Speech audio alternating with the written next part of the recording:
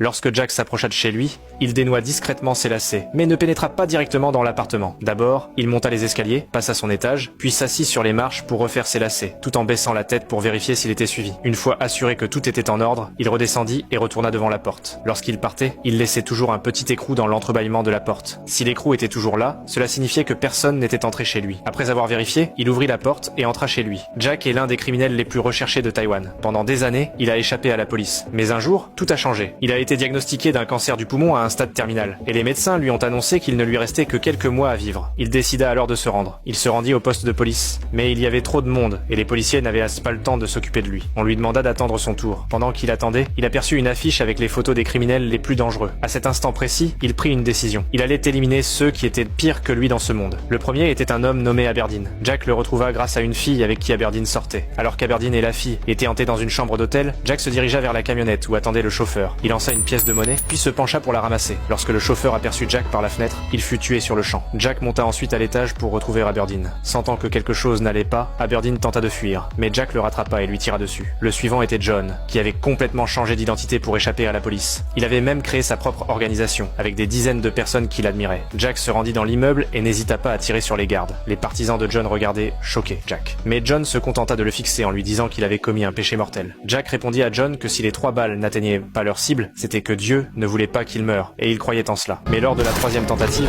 Dieu changea d'avis. Le dernier était un chef de gang, très prudent, mais Jack parvint tout de même à le retrouver. Lors d'un enterrement, Jack se fit passer pour un membre de la famille en deuil, sans que personne ne se méfie de lui. Lorsqu'il s'approcha, il tira directement sur le chef de gang, puis s'éloigna rapidement. Cependant, alors qu'il arrivait au coin de la rue, il croisa des policiers. Il leur sourit, et les policiers, sentant quelque chose d'étrange, se lancèrent immédiatement à sa poursuite.